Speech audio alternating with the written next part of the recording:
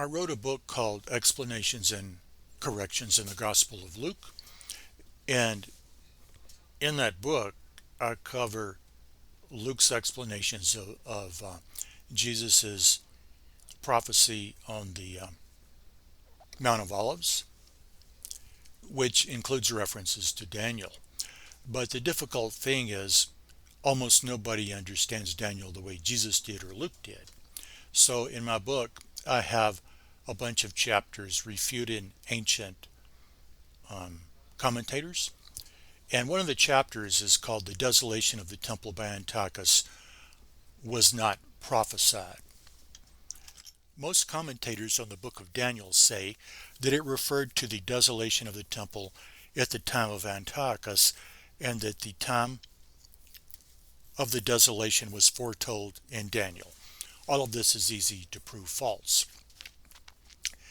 And I will interject that both conservative and liberal commentators almost always will refer to Antiochus, at least in the fulfillment of some scriptures in Daniel. First Maccabees says that the time period of the desolation of the temple was 3 years to the day. Second Maccabees says that it was 2 years to the day. Judas and his followers probably did think that divine intervention caused this coincidence, the coincidence of the day and the month. The cleansing of the temple did happen on the same month and day as the defilement, Kislev 25th, but no reference to a prophecy in Daniel exists in either 1st or 2nd Maccabees. And there is no time period of exactly 2 or 3 years in Daniel. Josephus later summarized the events in 1st Maccabees and added his interpretation that it was a fulfillment of the prophecy in Daniel.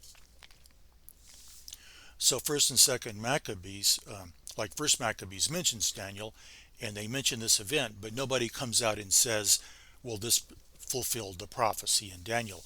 But Josephus said something like that later in the 1st century. Christian commentators have often followed Josephus in their explanations of Daniel's time prophecies. And I had a footnote here that Ephraim the Syrian, in my translation from the Benedictus Latin text on Daniel 7:25 through 26, he said, and they will be handed over into his hand for a time and times and half a time, that is, for 3 years and 6 months.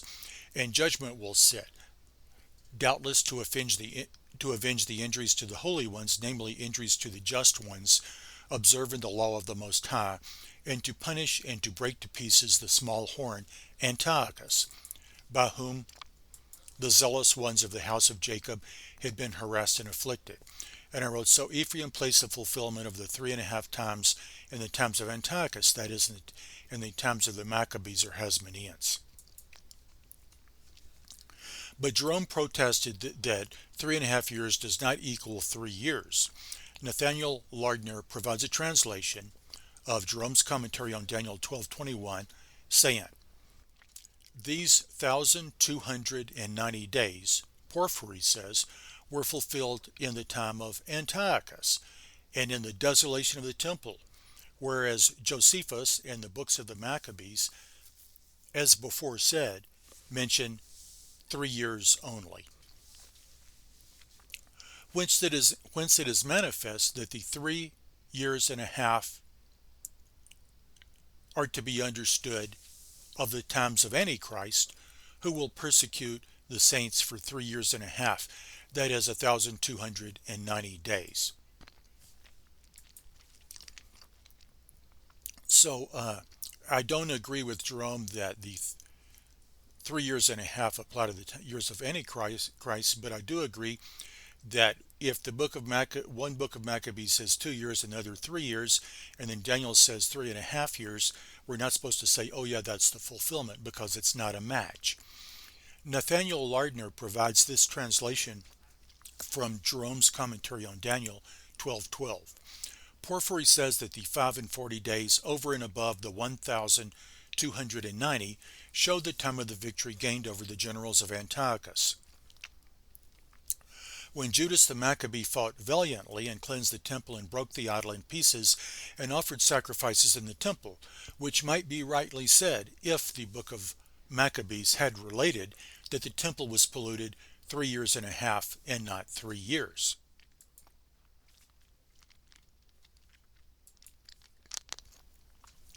Instead of making up excuses to explain why the numbers in First and Second Maccabees don't harmonize with Daniel, it's better to pay attention to what the authors of First and Second Maccabees actually said.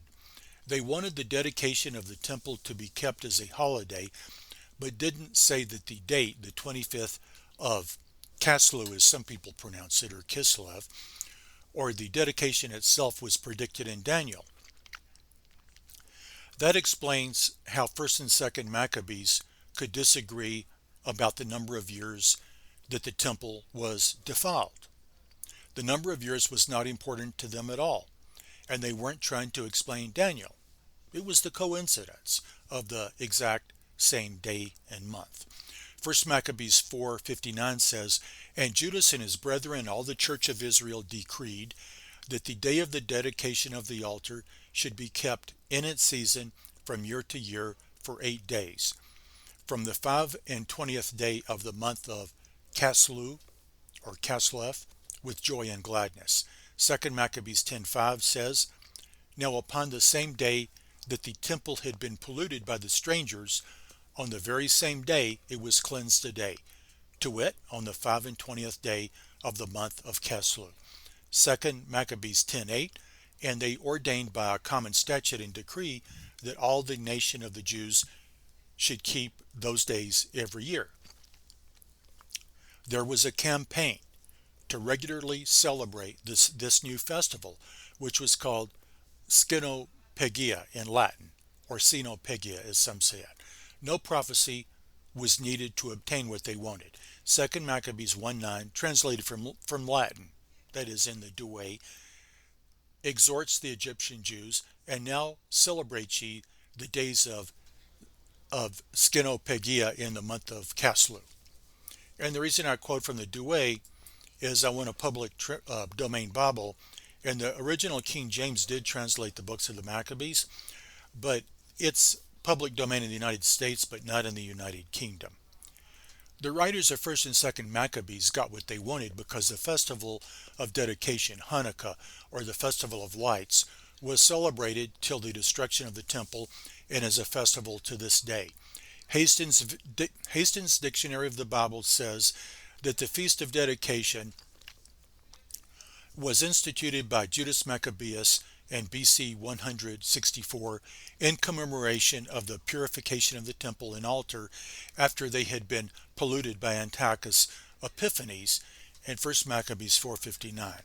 It was to be kept from year to year by the space of 8 days from the 25th day of the month Kislev, about the time of the winter solstice. This illumination was so prominent a feature in the Feast of the Dedication that it was sometimes called the Feast of Lights. Josephus, however, does not mention the illumination in private houses, which has been a marked feature of the feast from the end of the first century to the present time. If the authors of First and Second Maccabees believed that the 3-year period fulfilled one of the time periods of Daniel, why didn't they say so? Why did they only mention the coincidence that the temple was defiled on the same day and month as the dedication of the altar, that is, on the 25th of Caslu? The answer is, to borrow language from Josephus, that they could not but wonder at the accuracy of the period which fate had decreed. We ourselves cannot but wonder at coincidences that happen to us, but we don't assume that our lives were predicted by Daniel the prophet every time we're astonished by a coincidence. To the eyes of faith, the Kislev 25th coincidence was directed by God, not merely caused by Judas's delay in the cleansing and rebuilding of the temple to make the dates match. Divine intervention could only be seen in the victories of Mattathias and Judas by eyes of faith. There weren't any undeniable miracles, even though Judas hoped for them repeatedly. A victory in battle is not a miracle. The expected outcome for all battles is that one side wins and the other side loses. Unlike commentators on Daniel, Jesus never tried to explain the time periods of Daniel. He said, "It is not for you to know times or seasons which the Father hath set within his own authority." And I'd put in a footnote this reference to Josephus' words 648. Josephus was awestruck at the coincidence that the second temple was burned in the fourth month, the ninth day of the month, just like Solomon's temple, according to Jeremiah 39:2. So he wrote, "However, one cannot but wonder at the accuracy of this period thereto relating, for the same month and day were now observed, as I said before, wherein the holy house was burnt formerly by the Babylonians."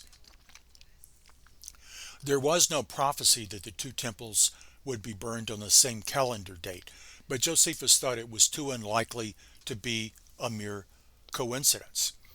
And I'd mentioned some variations in pronunciation and some words that come from Greek, and I'll put some information in the comments. If you click show more and click a little black arrow or button on the YouTube, you'll see more information. But the probably very few people pronounce words that where they were pronounced in Greek of 2,000 years ago. The Greek was transliterated into Latin, and it appears that the Greek was for the festival of booths was pronounced Skenopegius, but it seems like it's pronounced now Xenopegius or something like that. And the word that appears to have been pronounced Caslu or Caslef, the main difference in pronunciation depends on whether the U in EU was originally pronounced like a consonant or like a vowel.